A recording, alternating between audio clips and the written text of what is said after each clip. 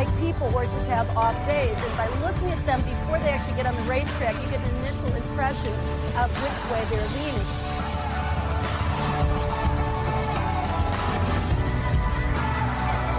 This is going to sound crazy, but for me, it's intellectual stimulation.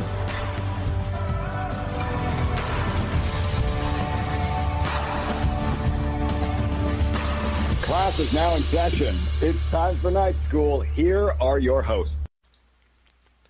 Welcome into the August edition of Night School here in our 8th season at horseplayernow.com. Tonight, our roundtable, -1. Jeremy Plonk had to miss today's session, but joined again by Bob Neumeier, Caton Bredar, Jerry Shottenkirk. I'm Brian W. Spencer, and we're going to tackle a lot of topics on tonight's show, including a handful of those that were suggested by listeners, and we're going to welcome in our smaller roundtable for tonight. Neumeier, how is Saratoga treating you so far? Too much, Brian, because of the rain, basically. And I'm a guy who doesn't like to play when. There's enough variables as it is. It's a difficult game without having to worry about scratches and are they on the turf or off the turf. And so, actually, to be honest with you, I've been concentrating more on what Del Mar has to offer because it rarely rains out there. In fact, almost never. So I can almost count on fast tracks and firm turf, which is what. Less variables and, to me, a better product per se. As much as I love Saratoga, the rain has really put a crimp in this whole deal as far as I'm concerned. Yeah, it's been a tough go up there in New York so far this season. I very much like you have been gravitating a little bit more towards Del Mar, just with races being run at least more often speaking, how they were carded on paper. Caton, you're back now in New York after being in Kentucky this weekend, and it seems like all of us had a little bit of flight trouble this weekend getting home from where we were. Welcome back into night school. Well, thanks. There's a lot of trainers and horsemen that have been on a lot of the flights that I've been on back and forth in and out of Saratoga. So as keenly as the handicappers have felt the weather conditions as far as handicapping races at Saratoga, we have also felt it in trying to get anywhere. So I realize it's the same for all travelers, but a lot of the horsemen have strings in other places and are trying to, in relatively short windows of time, get back to check on those strings, be there for workouts or important races, and then get back. And it's been virtually impossible. So that's taken a lot of time out, but it does give you some opportunity to reflect, I guess, which is a good thing, on handicapping, on what's going on in the racing world. And, it's interesting to me because typically I've always felt like there's always more of a focus on a Saratoga or a Del Mar at this time of the year, and rightfully so to some degree. But maybe because of the weather, it seems like other places are getting almost equal billing. I kind of sensed that last weekend with the Arlington Million and just the attention focus there.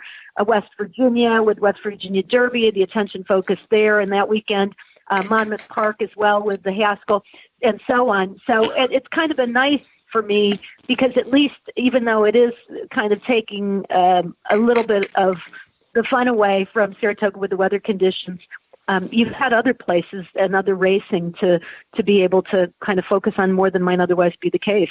Yeah, I can certainly vouch for that. Arlington, a really nice experience up at the Million this weekend, and then I got rerouted through Denver on my travels home to Louisiana. But a big handle day at Arlington, which was, it was nice to see because they put on another really good show up there once again this weekend. And welcoming in as well the Dean of Night School with us the entire way through 8 seasons, Jerry Shottenkirk. Jerry, you'll be joining me in the chat here when we premiere this episode at 7:30 tonight. Welcome in to Night School.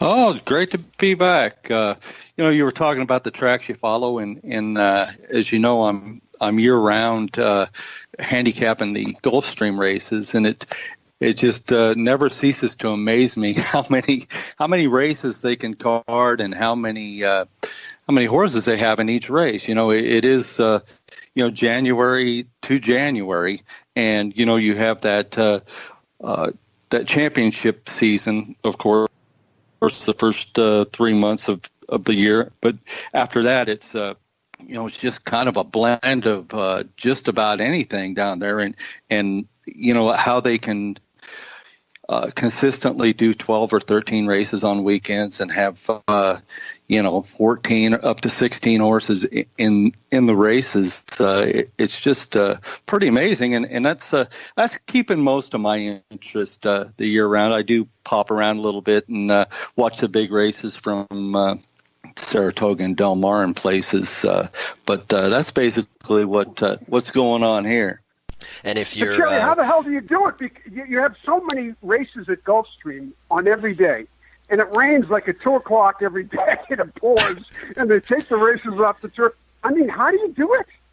Oh, it is. That's a good question. I mean, it's really tough because you will get you'll be flying along, and in the middle of the card, everything will change, and then you.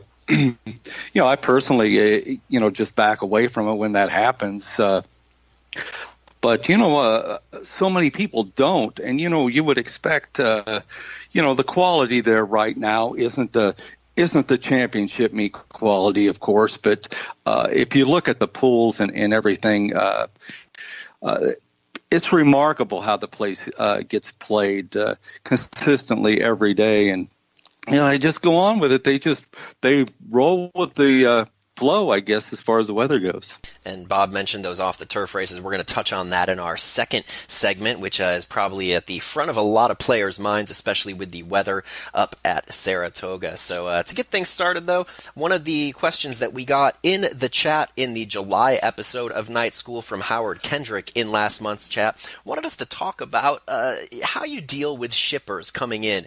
Perhaps before Saratoga, this might have been a little bit more helpful, but we're going to see these kind of shippers again as these big meets end, and you get some other horses coming out east, coming into Kentucky to start up when Churchill starts up again. And I could imagine nobody on our roundtable tonight has more mileage under their belt on a consistent basis than Caton. So Caton, we'll give you first crack here at maybe some ways to attack shippers and how to really try to figure out strength of races they're coming out and how they fit with horses who may have been already racing at the circuit at which they're showing up. Well, one thing in general, and this is an overgeneralization, but if the shippers are from barns that are based in one place and do well, or the operations are successful, but that they are also shipping into a lot of other locations, I'm going with the idea that those trainers are really knowledgeable about where their horses fit the best, i.e. a Todd Pletcher and it's not just strings, but also shipping up and down the East Coast. So I give extra credence to those horses because I really feel the trainers aren't going to ship if they don't feel that there's value in the process, that they don't have a very good shot, a better than average chance of winning the race, because they're not going to cover the expenses of shipping if they don't win. So it's not just the powerful, names or the top. Pletcher might be a bad example in a way because he's a dominant force in general or high percentage barn. But other names up and down the East Coast, it used to be Dutro was a name that you could actually get some value with. That those days are over. But at one point, that would be one. Service is another one that you'll see those horses running all over the place. And I'm going with the idea in the back of my mind that I'm just playing the trainer angle that they're not going to make the trip if they don't really feel their horse has a big chance.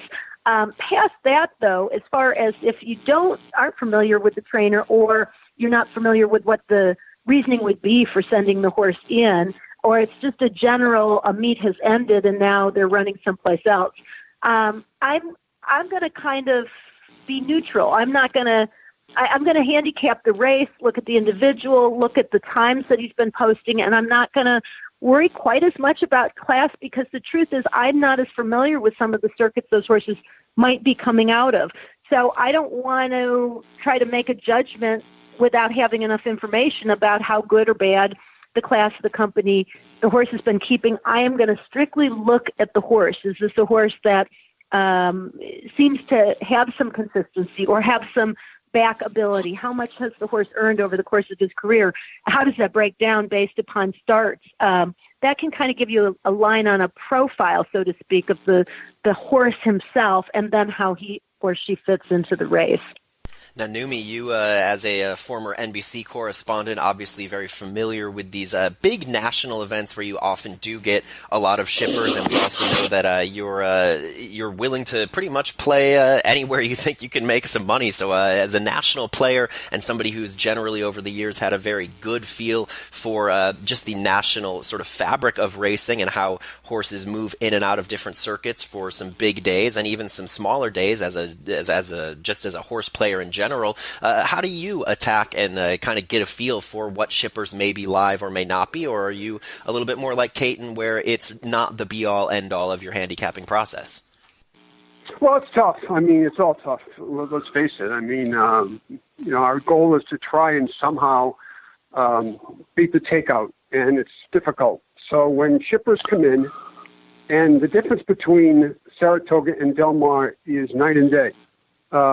Del Mar has a program called Ship and Win where owners can get extra money if they actually come in from out of state and win a race. But typically, the California runners or the Del Mar runners are, they run at Santa Anita, they run at Del Mar, they may show up at Los Al. That's about it. Saratoga, they can come from anywhere. Churchill, they can come from Monmouth, they can come from Suffolk, they can come from anywhere. So it's more difficult. So how do you view it? Well, I mean, again, I always say that, the odds board is the dictator here. And if you want to succeed and you want to try to make money, you want to try to find the best horse at the best price. You're going to be wrong many times. I often am. But when I'm right, I want to make up for the times that I'm wrong. So that's how I basically overview it. Now, there are occasions where Caton says, well, what's the trainer's intention? I understand that. But I was looking at Wednesday, August 15th card, and here is a chap named Jorge Navarro in the third race at Saratoga off the claim from Churchill Downs running for $92,000 in a race where he was claimed for a purse of $30,000. So I know Navarro's percentage is astronomical at Monmouth. I know the horse has worked out at Monmouth. I know suddenly he ships into Saratoga, and I know he's going to be bet off the board. So what do I do? Well, for me, I look at it and I see the guy's name, and I say, turn the page, because I don't want to get involved in this stuff. And he's going to be bet off the board. He's in a race with Chad Brown, believe it or not. So this is kind of like a very interesting race to me. But it's very difficult to evaluate the horse on paper. I respect the guy's percentage. I don't know what he's doing, good or bad, but not for me. I'll try something else. But in general, I think the shippers, the numbers hold up fairly well at Saratoga. But again, you're talking about quality of horse and whether it's on the turf or off the turf and whether they're in shape or not. So it's, it's always the board that dictates everything for me.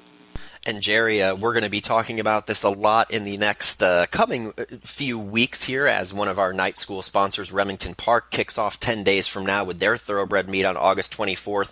And, well, we're going to have a lot of horses who have not been running at Remington Park, obviously. So where do you start in evaluating those horses who may be coming from Lone Star, Retama, or other tracks around that Texas-Oklahoma area?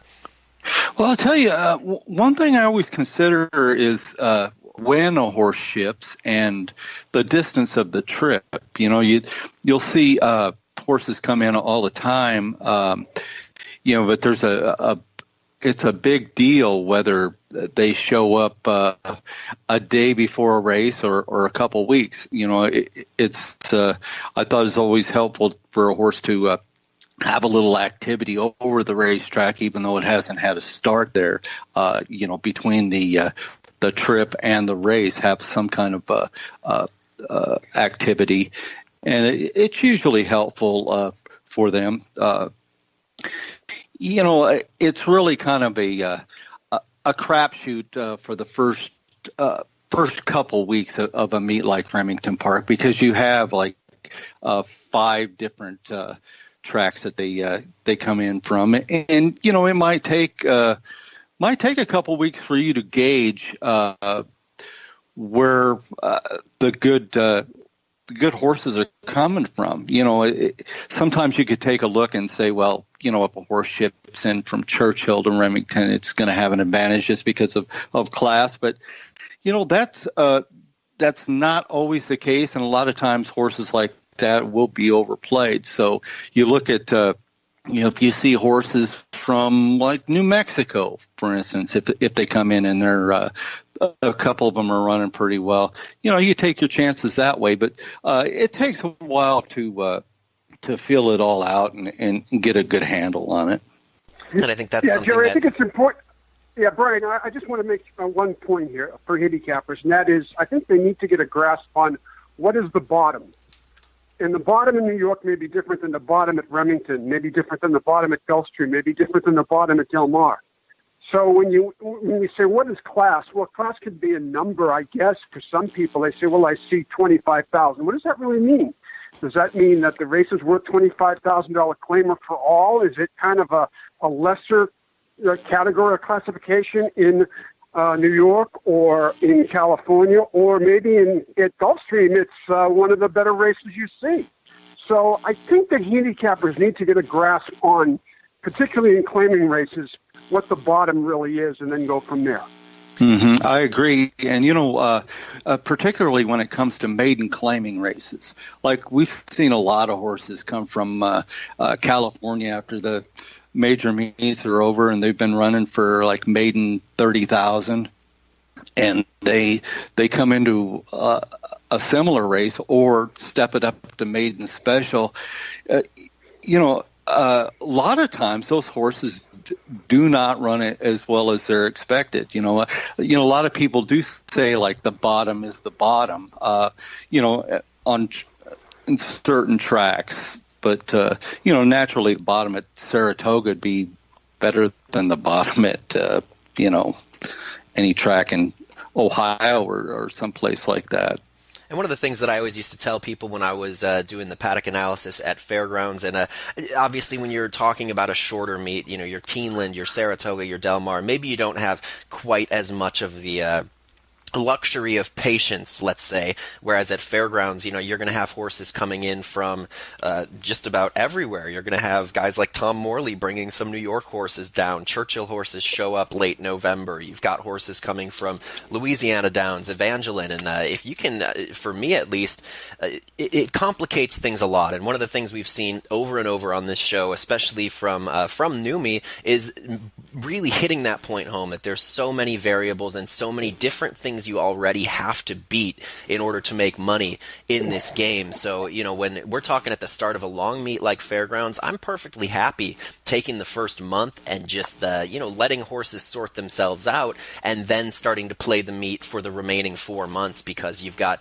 so many shippers at so many different levels. And if you do have that luxury of that amount of time to let horses prove themselves and see kind of how the class levels are going to play themselves out at that specific meet, I think that can be pretty helpful as well. So that's the look at shippers. And before we take our first break here on tonight's program, another question we got on Twitter from Darren Sipes was wanting to know about how to use a product like Thorograph while also incorporating pace. And before we started recording the show, Caton and Neumeier and Jerry and I were talking a little bit, and we're going to kind of broaden this discussion a little bit past just Thorograph plus pace, because if you're using Thorograph, essentially you're, for the most part, using the numbers. So whether we're using Thorograph, Ragozin, Beyer numbers, whatever the case may be, Brisnet speed figures, how do you take a figure that may kind of entice you into a horse, but also incorporate pace and projected race flow into that, using those tools and marrying those different ways of trying to handicap races? Let's start with you, Neumeier. I know you're a big sheets guy. Yeah, I am a big sheets guy, and there's a lot to it, because guys who are familiar with the sheets, and I tend to use the Ragozin product more than any others, and that is you could get 10 Ragozin devotees and me and line them up, and I can look at the numbers in a race, and I might come up with horse A, and number 2 guy might come up with horse B, and number 3 guy might come up with horse C. So, it's not an exact science. I mean, people look at the numbers and say, well, let me look at the last figure, and if the figure is lower than anything on the sheet, well, that must mean that that's the horse to bet. Well, all well and good, but people who buy these sheets, and they're fairly expensive, and people who use them and people who bet on them, they see the numbers too. So you have to kind of look at it with jaundiced eye and say, how does that relate to the odds board? Well, in by and large, most people look at the last race or 2 races back and they forget the rest. That's not necessarily the best thing to do as far as I'm concerned. So I think when you look at the patterns of the numbers, the better numbers, the fillies are different than colts, sprinters are different than rooters, dirt horses are different than turf horses. It sounds convoluted, I understand that, but that's what you have to deal with. So if you understand the pattern of the numbers, the pattern of the race sheets, to me it makes more sense than just the numbers themselves, and it takes a lot of education and a lot of process to kind of get a feel for what the pattern is. Now, one of the big questions that people have is, what about bounces? And that is, the definition of a bounce is one that the horse will likely not repeat what he did the last time. In the buyer world, he could run a 90. He's run a 70 the last 2 races back. So will he run the 90 again? Well, the chances are he won't, because in reading thousands of sheets, as I have over the years, I am a proponent, by the way, of horses bouncing, particularly fillies, particularly sprinting fillies. So take that and keep that in mind when you're doing your handicapping, is that these numbers can really be random, especially with the advent of Lasix and Butte added to the equation. And I think that that's a good jumping off point to this discussion too, because in that sense, these are solid figures. Everybody kind of has their go-to set of figures, but none of them can really be the be-all, end-all of any handicapping process. And Caton, when we're talking about numbers in general and how that is a factor among other factors in handicapping, where do you start? Are we starting at race flow? Are we starting at class? Are we starting at numbers? And how do you combine all those to actually land on the horse that you really should be landing on based on your individual handicapping process? Well, I used to use Thorograph, and now I've been using something called Thorough Manager, which is a very different.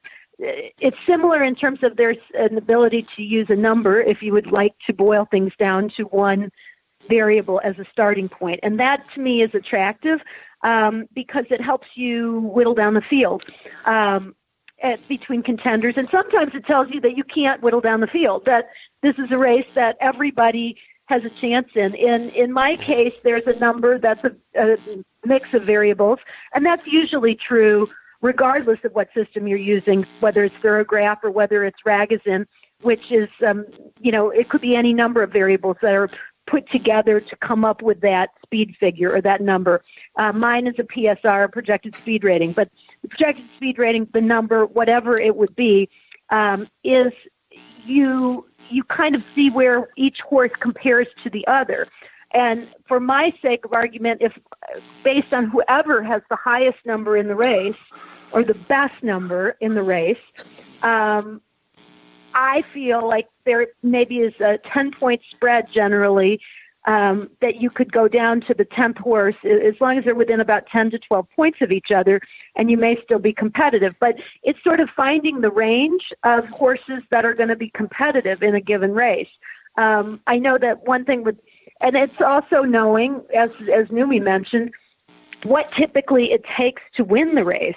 If you kind of have an idea of how fast a horse or how good a number a horse has to have to be able to win that race on average, that type of race at that track, then you can look at the group that you have assembled and kind of discard the horses that aren't even close to being capable of coming up with that number versus those that have already proven that they can. And that's my starting point.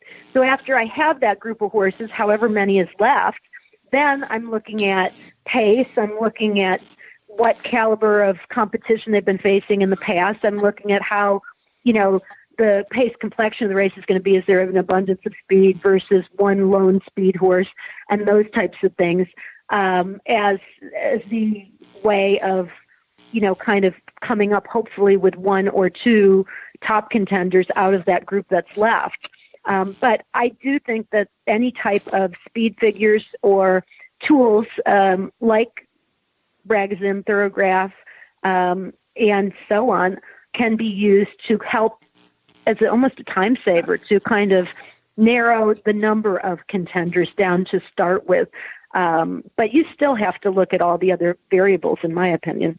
That's always been one of the approaches that I've taken as well, trying to use those numbers to really just see who simply isn't fast enough or shouldn't be fast enough to win in any given race, and then going through class, going through pace. I think pace is always an important part where I like to start, but then when you're trying to figure out which of these horses you should even be considering, that certainly comes into play. We're going to take a quick break here on this August episode of Night School. We're going to come back and talk about horizontal wagering, what to do when races are off the turf, and more right after this.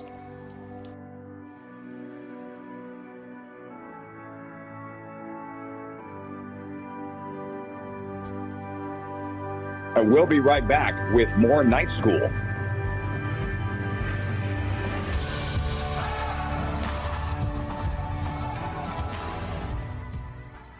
Do you want unlimited access to handicapping without exorbitant prices? Then Brisnet.com has you covered with a variety of plans for past performances, pedigree, and raw data.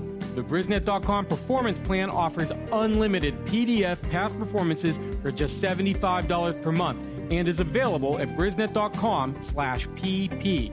American Produce Records Online puts the pedigrees of nearly 1 million dams and more than 2 million foals at your fingertips, plus sire stats for only $275 per year, and is available at Brisnet.com/APR. The Brisnet.com data plan offers unlimited access to race day data files, perfect for handicappers with their own database or to plug into other people's programs. The data plan is just $125 per month. Visit Brisnet.com for all this information and more, and discover why Brisnet.com is the handicapper's edge. I've never experienced anything like it. I thought to myself, this could be today. Why not today? And it was. The horse went from last to first and won by a nose. Winning the NHC changed my life. It never would have happened without TwinSpires.com. I won a TwinSpires qualifying tournament and went on to take the $1 million prize. Play at TwinSpires.com and you could be the next one to hit it big. Pick, bet, and cheer on live racing from Woodbine and Mohawk Park. Thoroughbred and harness action. The wagers are just the beginning. Watch award-winning broadcasts covering both breeds, incredible battles contested over the most unique grass course in North America. Experience the full fields with over 130 thoroughbred and 160 live harness days. Get access to free handicapping material and join the ranks of Woodbine and Mohawk Park players from all over the globe. For more information, visit woodbine.com.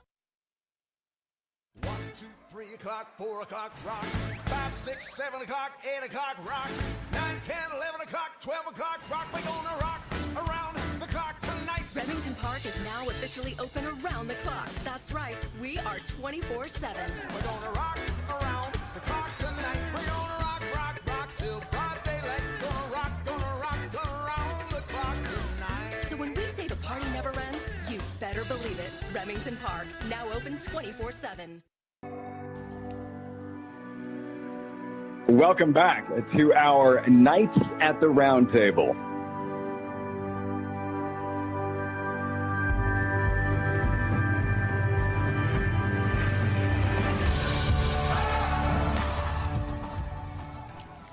Welcome back into the August episode of Season 8 of Night School from HorsePlayerNow.com. Brian W. Spencer, joined on the round table tonight by Bob Neumeier, Caton Bredar, and Jerry Shottenkirk. If you're listening along, make sure to go to HorsePlayerNow.com and register to earn your diploma for following along with Night School all season. We'll have some prizes at the end of the year. Just head over to HorsePlayerNow.com, click on the Night School tab, and there'll be there you can find the information you need to input to register for listening to tonight's episode. episode. Thanks again to all of our sponsors on Night School for making this possible as well. And let's get right back into it here with a topic that Bob Neumeier wanted to talk about on tonight's show. As he called it in an email, the obsession with horizontal wagering. And Bob, we'll kind of let you steer this discussion as far as kind of what you mean, and then we can all play off of that afterwards.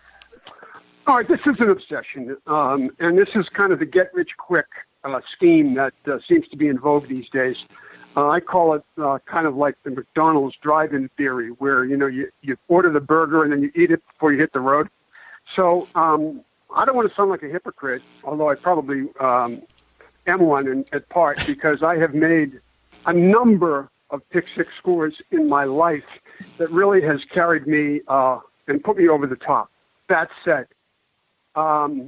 having handicapped and bet many races in my life, I know that within the scheme of a pick six or a pick three or a pick four, that anything is possible. And there are a number of races where, when it's over, you look back and you say, I mean, who could come up with that horse? I mean, it's inexplicable. This happens all the time in racing.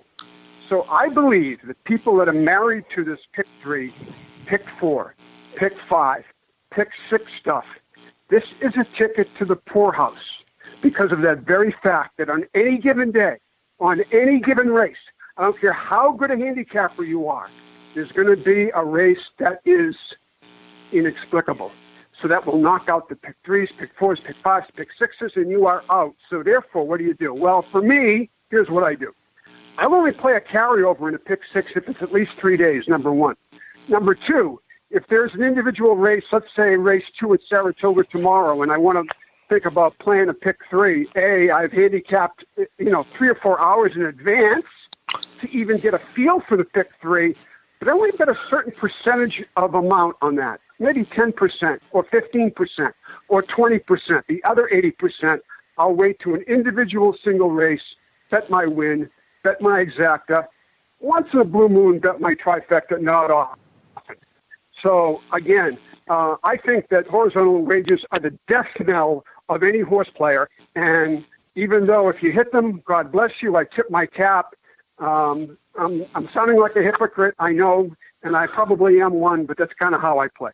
I've been finding, from my perspective, most of my big scores in my life have come in pick fours and pick fives. They've always been my preferred wager on cards, those multi-race plays. But I'm finding it, I don't know if it's a change in my handicapping style or just a change in the racing landscape. I'm finding it harder and harder, especially when we're talking about, this kind of dovetails with some stuff we've talked about on past episodes, especially when we're talking about a place like Saratoga. You've got horses you might really like, but then you've got 2 Chad Brown horses who you don't really like, but you almost wind up having to use defensively. That's killing my bankroll, is defensively using horses because I don't want to get knocked out basically in a sequence where I otherwise like a horse. So that being said, I've probably scaled back my multi-race plays pretty significantly in the last couple of years because there is some randomness, and I did find myself playing defensively a little bit. Jerry, on the Remington Park show, you and I talk about the primetime pick 4 quite a bit. How do you think about horizontal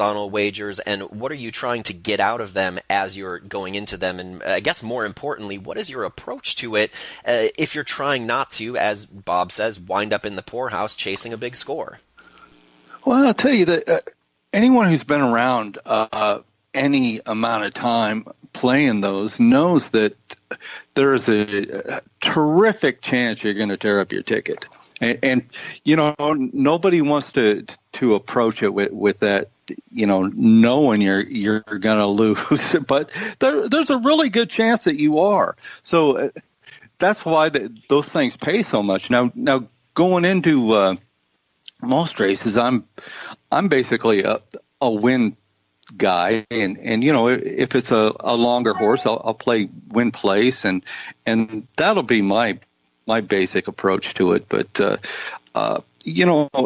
every week on Express Bet, I have a blog, and I generally play a suggested pick 4 ticket from Gulfstream, and you could watch those races, I mean, all the time, and never miss a beat down there, and it's really, really difficult. And I hit one a couple weeks ago that paid $1,700, which is a great payoff, on a 50-cent ticket. I think it was like a $40 or $50 a ticket overall going into that. But leading up to that, you could go several weeks without hitting something like that. So it takes, if you're going to go into the horizontals, you have to have patience, knowing that there's there's a pretty good chance that you're not going to hit, and when you do, it's got to be something good. You can't cash for like $50 and think everything's okay. Then you might want to take a different approach to how you're wagering. And obviously the potential for large payouts is very appealing to a lot of people, and as is the fact that you're essentially playing 4 races with only one set of takeout, rather than getting a portion of your wagering dollar taken out on individual wagers in all 4 races. So there's that argument about decreasing takeout by playing multi-race plays. Caton, I know that you play some multi-race plays. They may not be your go-to, but what's your kind of view on the positive and negative of playing these kinds of races, and what the benefit can be, and also what the cost can be by diving into these kind of pools, as Neumeier alluded to earlier? Well, I mean, the benefit can be a huge payoff in the right circumstances. So, but for me, I think the smaller the bankroll that you use to begin with, the harder it is to get too wrapped up in a lot of multi-race wagers, because it does cost quite a bit, and it ties your money up, and you could be right in 3 of 4 or 4 of 5, which is some exceptional handicapping, and end up losing the whole thing. So that's where, that's the drawback or the negative. I kind of go off of whether I feel my confidence level in the races involved. I do think that the one thing about especially pick 4s, I think once you get into pick 5s and pick 6s, you have to really be a pretty sharp handicapper, and also be very fortunate or find exactly the right spots to play if you are playing on a limited budget to be able to make it worthwhile. But the one thing I would say is that oftentimes multi-race wagers do allow you to play races in which there are short-priced favorites and sequences if you have a strong opinion of something other than a favorite in the other races. You have the opportunity to leverage or maximize that. You don't have to pay a lot. You can single the favorite but use your long shot in another race if you have a strong opinion about it, and be able to still play for those bigger payoffs. But that doesn't happen in a pick 4 very often. It would have to be more of a pick 5 or pick 6 situation. So I would also say, looking at Gulfstream, many times, because so many people are chasing those the jackpot payoff, they lose track or lose sight of the fact that if everybody hits it, it doesn't pay out the jackpot, but oftentimes that payoff on 6 of 6 correct, even with all favorites, is much more generous than the parlay would be. So, if you really want to play and you want action, but you do think it's a pretty formful or chalky type of a card, that's an opportunity to play as well. Now, it's kind of a race by race and day by day situation. But I do find that sometimes if there are some short price favorites that you can't figure out how to beat, then you still can play by using those multi-race wagers. And also, the other time that I like the pick 4s especially is if there are 3 or 4 races, 2 to 3 races that you have strong opinions about that aren't the favorites. If you really like horses that aren't favored in those spots, then that can be an opportunity to really maximize your payoff and your earning potential. But it depends on the size of the fields, and it depends on, how the whole complexion plays out. And I think it's a real mistake to get mixed up in any multi-race wagers when weather conditions are uncertain or when races are taken off the turf, because it's just too tough to know what the circumstances are going to be by the time the race is over. So those are the things that I don't advise playing those. You just play more race by race, or look at exactas and trifectas and those opportunities to earn. And one of the things that Caton just brought up that I think is really key for talking about horizontal wagering is, if you have a strong opinion, it doesn't, when we're talking about beating the favorite, you don't have to go looking for a $25 horse, a $30 horse. Sometimes you'll see these results where you beat a couple of 9 to 5s along the way, and you get 4 horses that all paid, $7, $8, $9, $10 tops. It's a very logical kind of sequence with second and third choices winning, and you can really get a much bigger boost in those multi-race plays. So almost playing against favorites, being against horses can benefit players in those multi-race sequences a lot, really as much as anything else can. And now Caton mentioned it, Bob mentioned it, everybody playing Saratoga has mentioned it for the last few weeks. What do we do when races come off the turf? Now, for me, 9 times out of 10, that is almost an automatic recusal of sorts. I'm taking myself out of it, whether I've put the work into it or not, because I'm going to have to do all the work all over again if a race comes off the turf. Caton, when these races are coming off of the turf in spots like Saratoga, when it's over and over and it can start to get discouraging, what do you advise people do? Is it best to kind of take yourself back a little bit, or is it best to re-handicap races, or how do you approach when you've looked at a card, you've put in all the work, and now all of these races have come off the turf? Well, first of all, as I said, I think it's a real mistake to play multi-race wagers. I think that's when you really do focus race by race, rather than try to get going with pick 3s, pick 4s, pick 5s, because again, that is just, you're asking for defeat, I think. But I will say that I know some people who just don't play when races come off the grass or it's an off track. I don't look at it that way, especially if a horse that I really liked on the turf, for example, is still in the race. A lot of times those horses really run just as well regardless of surfaces. And I think it is a mistake if that horse is still in to just say, well, I'm not going to even play the race.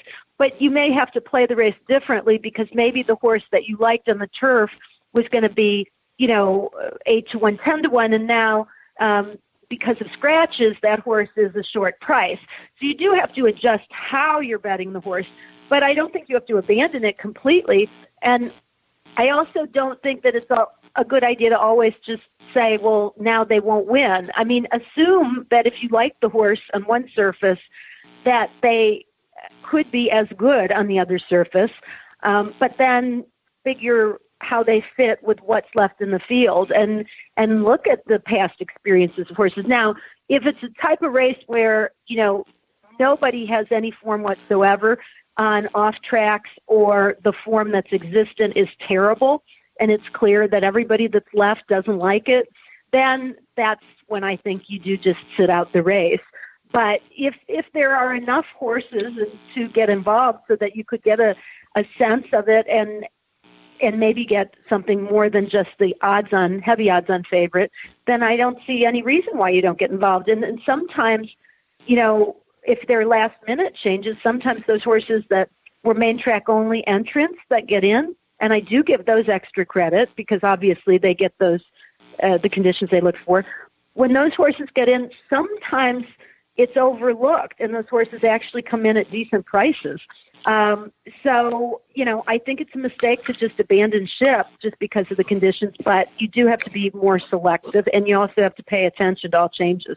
And Neumeier, this is a variable among all of the other variables we always talk about on this program, and this was something that, especially in the current moment with Saratoga having that rough stretch with weather, how do you approach these kind of races, and is this something where you start again from zero and try to re-handicap a race, or do you just step back? Sorry, Caton, I do abandon ship. No, I know a lot of people do. Yeah, I totally abandoned ship for a lot of reasons. I mean, look at, horse A likes the turf, horse B likes the mud, horse C, can handle both. It's a guessing game. The trainer's intent is important here. I think it's a huge advantage for main track entrants to run on the main track. There's a reason why they're there. The trainers are hoping and praying and doing rain dances that those races are taken off the turf. To me, that's a huge advantage to those horses. And typically they're 3 to 5 or 4 to 5 or 6 to 5. I don't want them anyway. So I would tend to, as I say, abandon ship. And I think that some people seem to agree because in reading the handles of Saratoga this year, there have been many races that have come off the turf, and the handles are way down. And the reason they say the handles are way down is because they blame the weather. And I think they're right. I certainly do too. So, and then we'll touch with Jerry here because obviously, Jerry, you get your share of weather there at times in Oklahoma too. And how do you approach these races when they come off the turf after you've already done the legwork?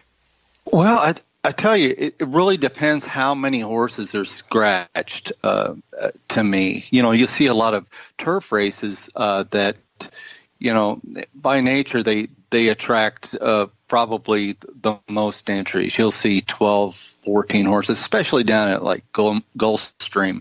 But if it's taken off the turf, you could have so many scratches that it takes it down to 5 or 6 horses, sometimes even less than that. So you either have to abandon ship or just start over again as far as your approach to a particular race. Same goes for here at Remington. To me, it doesn't matter how many scratches there are, and obviously, you look at turf horses. You look back to see what kind of form they've had on the dirt. A lot of times they don't have any at all. So it does make it a real tough deal. And to abandon ship, I mean, I would definitely take a look at that because if your field is whittled down to nothing, it's pretty tough to hang in there. Yeah, agreed. So it's not that there are not ever opportunities, but certainly they become a little bit more difficult, I think, at certain times to find, especially with the way some of those tracks can be playing on days when the races come off the turf, where there's been a lot of rain and then they're drying out as the day goes on, and you get some unpredictability that maybe just, makes it even more difficult to try to cash tickets. Now, we got just a couple minutes left here on this segment of the program, and one other thing we wanted to talk about is horses like Voodoo Song, a really hard-knocking horse, obviously loves Saratoga, got his due this weekend winning the Grade 1 4-star Dave. He's obviously a really neat horse, and this is not necessarily a handicapping topic necessarily, but it's always nice to see horses like this get their day on the big stage. And Bob, I know that you had brought up Voodoo Song and a horse that you wanted to talk about. What does watching horses like this do for you as a player and as a fan of the sport? Yeah. Well, it's funny because I think it is an interesting handicapping topic because it becomes emotional. And there are people who tie on to horses because it's an emotional thing. And I tend to be more analytical than I am emotional. That may be my downfall. But anyway, I know that last year one of our colleagues, Brian Nadeau, and I talked about Voodoo Song. And also a horse called Black Tide. And Black Tide has kind of fallen off the rails a little bit. Voodoo Strong remains strong. And the fact that he's won 5-0 at Saratoga, I found it great that he was able to win this Grade 1. I found it great that he won the 4-star Dave, the actual race that was named for a very popular horse at Saratoga that kind of mirrors Voodoo Song.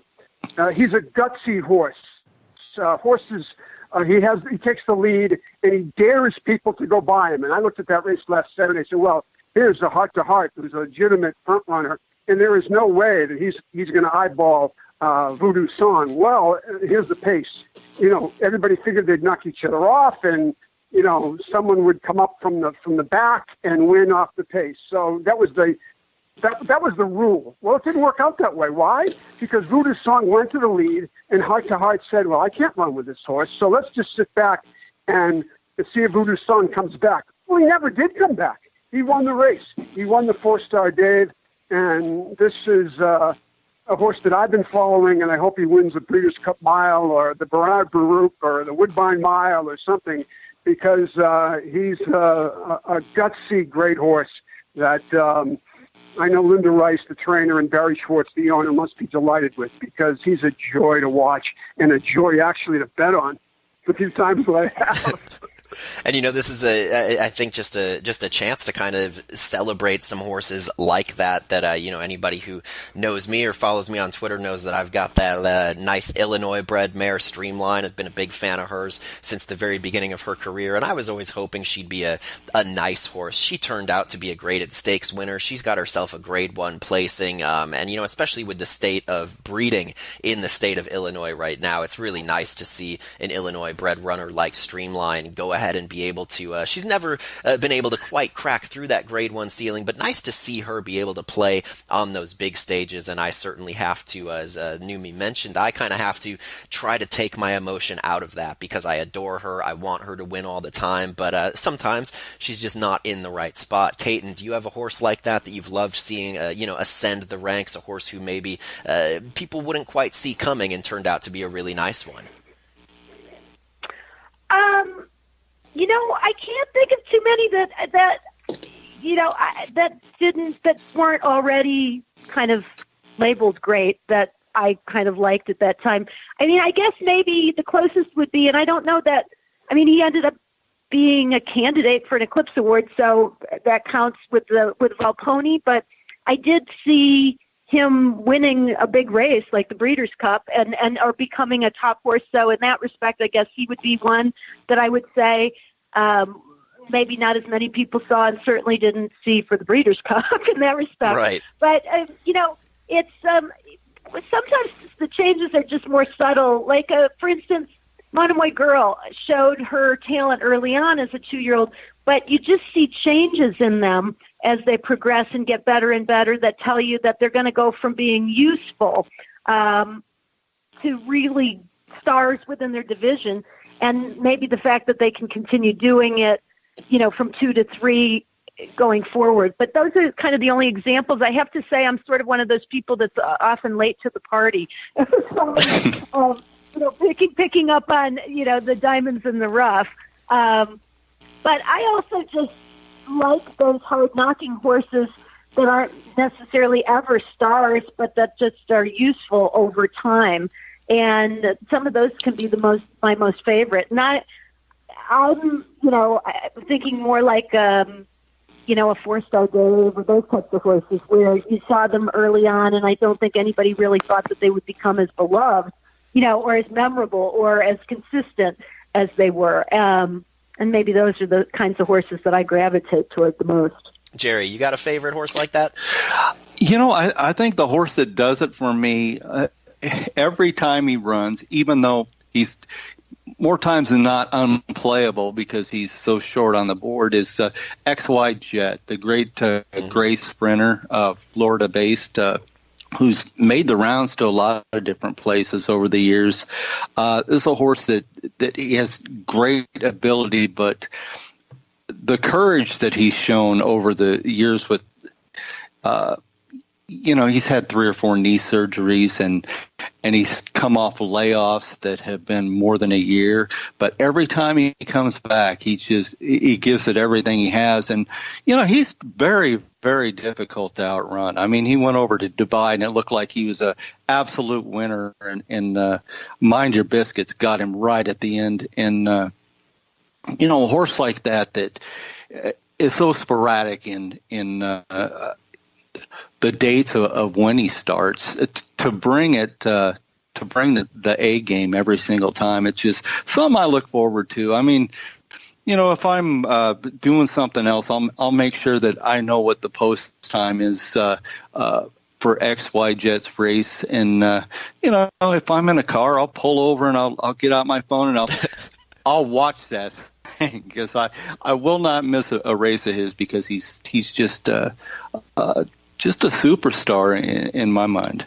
And we all know that in the end, it's a lot of gambling that makes this game go on. But I think it's important, really, to step back and at times remember to have fun and celebrate these types of horses and enjoy exactly what it is that they are doing on the track. So this is going to wrap up our roundtable here on the August episode of Night School. We're going to take one more short break, and I'll be back after this with Steve Byk to close out our show.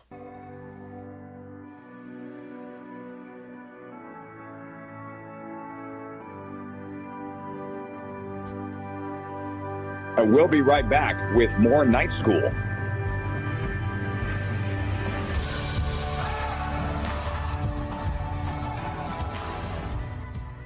Strategize, analyze, select. Join Keeneland Select to bet on racing from around the world on your computer, tablet, or smartphone, anytime, anywhere. Featuring the best rewards in racing, free past performances, live video, race replays, and more. Plus, Keeneland Select invests a portion of its profits back into the sport. Join Keeneland Select today and earn a $150 sign-up bonus at KeenelandSelect.com. Dedicated to the sport and dedicated to the players. Catch the buzz. Horse Player Now is popular handicapping tool returns and puts our handicappers to work for you in a new and improved format in 2018. Team grid picks, feature race analysis, Bob Neumeier's stats and sheets plays, consensus team gimmicks captained by Caton Bredar, and analysis of 6 major tracks in each issue provided by the Horse Player Now team. Purchase individual editions or subscribe for the remainder of 2018 and save over 60%. Our eyes, your prize. To learn more about the buzz, view sample reports, and subscribe, visit horseplayernow.com.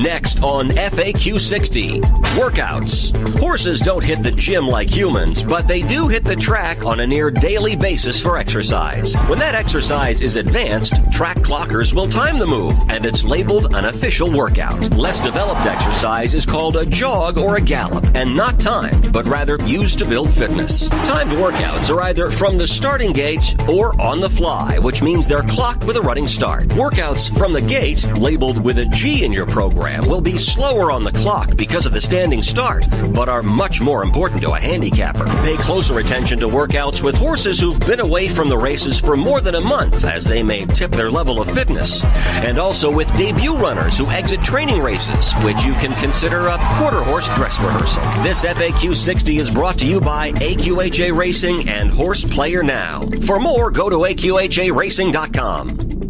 Hey folks, Eddie Olczyk here. In my career, I've experienced all of North America's biggest sporting events, and none of them are quite as fun as the Preakness Stakes. It's a weekend-long party in Baltimore, complete with the best 3-year-olds racing for the middle jewel of the Triple Crown. And this year, my friends at ExpressBet are giving one lucky customer the chance to join me and Maryland for the big race. What do you have to do to win? Sign up for their $25,000 Preakness Big Bet Sweepstakes and start betting the races with ExpressBet. The grand prize winner gets tickets to the race, hotel accommodations, airfare, and more. Plus, ExpressBet is giving you $25,000 to bet on the Preakness. That's right, $25 grand. With ExpressBet picking up the tab, you get to play the Preakness Stakes like a high roller. Check out expressbet.com to learn more and register today. And I hope to see you in the winner's circle. Must be 18 years or older and 21 years old in certain states to open an account with ExpressBet and reside in a state where such activity is legal. Void where prohibited. National Gambling Support Line 800-522-4700. Welcome back to our Nights at the Round Table.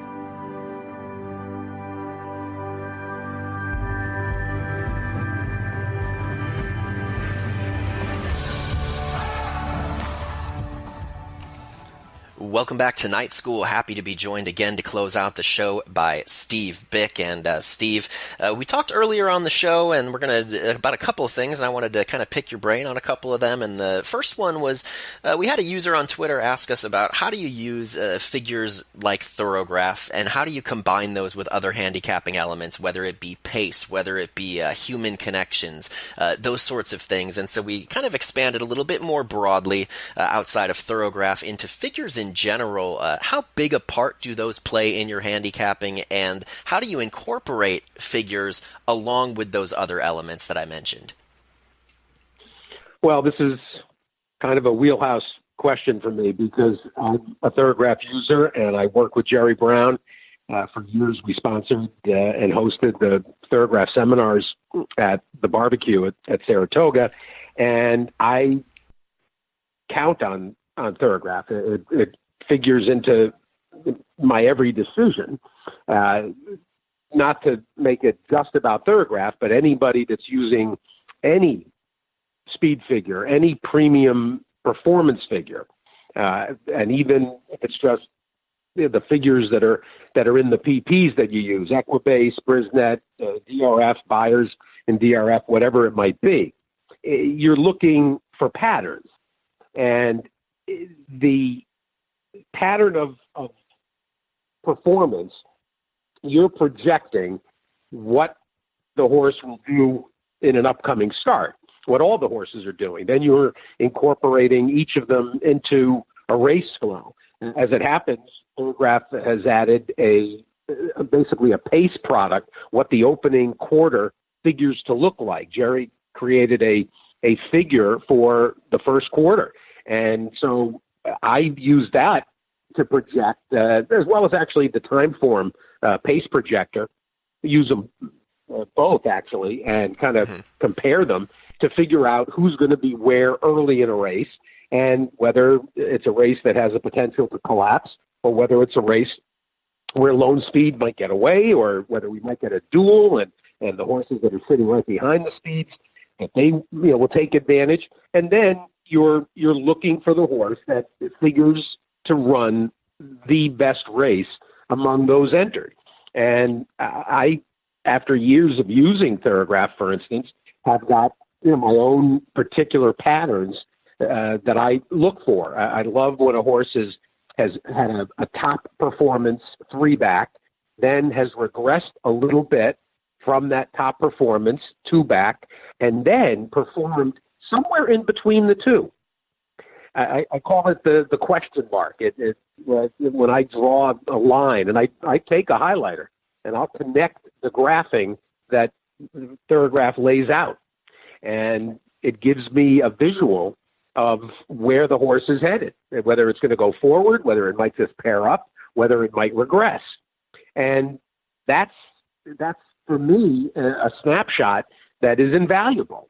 And whatever you use as a player, if you're a speed handicapper, there's plenty of people who don't necessarily count on the speed factor. They're strictly pace players and class players.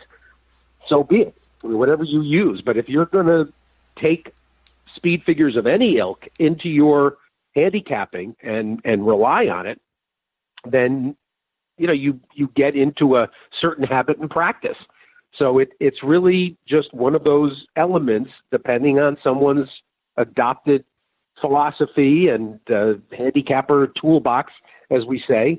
You use it, as it fits your needs. But I personally count on it. So, as each person has their own kind of attack towards handicapping a race, but generally speaking, it's another tool in the toolbox, like you mentioned, and Bob Neumeier mentioned that earlier in the show, that can't be the be-all, end-all, but certainly in a lot of spots, if you get very comfortable with a service and the figures that they're providing, it can be a very useful feature and element of your handicapping. Now, one of the ways we ended our roundtable was celebrating Voodoo Song and his win in the 4-star Dave, and in all the nitty-gritty of handicapping and a lot of things that we can all be upset about on any given day, it's nice to sometimes take a step back and just celebrate big performances, especially from horses who may not have, at the start, let's say, been destined to be really good or great horses, but a horse like Voodoo Song with that obvious affinity for Saratoga was really great to see him get that grade 1. Do you have another horse or two that you've enjoyed watching progress in your time in racing where, a horse that maybe just a hard knocker that really ended up being something special? If not something special, then maybe just something you could look forward to and rely on. I can think of, I'll give you a couple. From a Saratoga standpoint, there's always been horses that have shown up and exceeded expectation at Saratoga. I'll give you a crazy one, that Charlie Baker, who's now on the NYRA circuit, but at the time he was applying the trade at Finger Lakes, and he brought a horse to Saratoga called Top Shoter. And Top Shoter won 3 races over the course of the 6 weeks. This was during the 36-day meet. Might have even been, I think, the 36-day meet.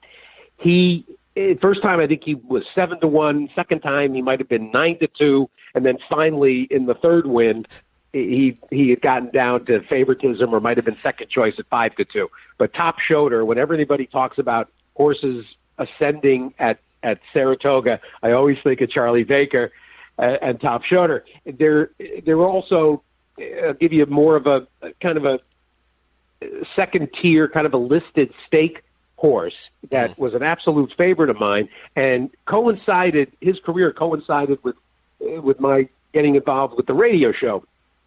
And that was Spooky Mulder, who was absolutely a delight to watch. And whether he was running in starter allowances or in listed stakes or conditional stakes, he just was a pleasure.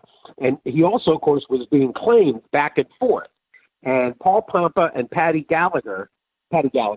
Reynolds would claim him in New York, and then Scott Lake and probably Bob Bone, maybe. Scott Lake and Pat Reynolds kept claiming him back and forth. They both had him for long runs, and he was just so much fun. There was a race he ran. I've looked for it on YouTube. He ran a race at Aqueduct where he looked completely hopelessly beaten, and in the last 75 yards, just absolutely willed himself through 3 other horses to get up and win. And if somebody talked to Durkin would remember that, because Durkin was astounded that he got up. And then the third horse, which was my absolute personal favorite, which ends tragically, Mr. Nickerson. And in 89, leading into 90, when we'd go, my buddy Phil and I would go watch Easy Go or whenever he ran. And very frequently, and a couple of different times, Mr. Nickerson was on the undercard in races like the Boudrim and the Bold Ruler and so forth. Mark Reed had him, Butchie Reed's brother. And I became a huge Mr. Nickerson fan. And he made it all the way to the Breeders' Cup Sprint. And, of course, had the cardiac incident on the turn at Belmont and died. And a horse by the name of Shaker Knit fell over him and was also killed. And, of course, that was only the tip of the day's iceberg, one of the worst days ever at a racetrack. But Mr. Nickerson was a horse that not a lot of people would remember, that would get me to go to the racetrack to see him run. He was just a game sprinter. He was a millionaire, and he was going to go stand stud. I mean, it was just the saddest circumstance. But a lot of pleasure watching him. These are the kinds of horses I love, and of course, considering that we've got kind of a blue collar stable, the kind of horses that that we love and claim. Pretension, a New York bred that Chris Grove had, and we claimed at Saratoga and got a win with at Belmont. The hard knocker that was a class horse So much fun. The Voodoo Song story is unbelievable. Linda Rice was with me on Monday, and she's done an amazing job with him. It's really a fun story. It's going to continue all the way to the Breeders' Cup. It's so good to hear about horses like Voodoo Song and also giving people a chance to take a look back at some of their previous horses that they really enjoyed over the course of their time in racing. Thanks again, Steve, for joining us to close out tonight's show, and thanks again to the rest of our roundtable, Jerry Shottenkirk, Bob Neumeier, and Caton Bredar. On everyone's behalf, I'm Brian W. Spencer from HorsePlayerNow.com. Appreciate you joining us tonight for Night School. Have a good night.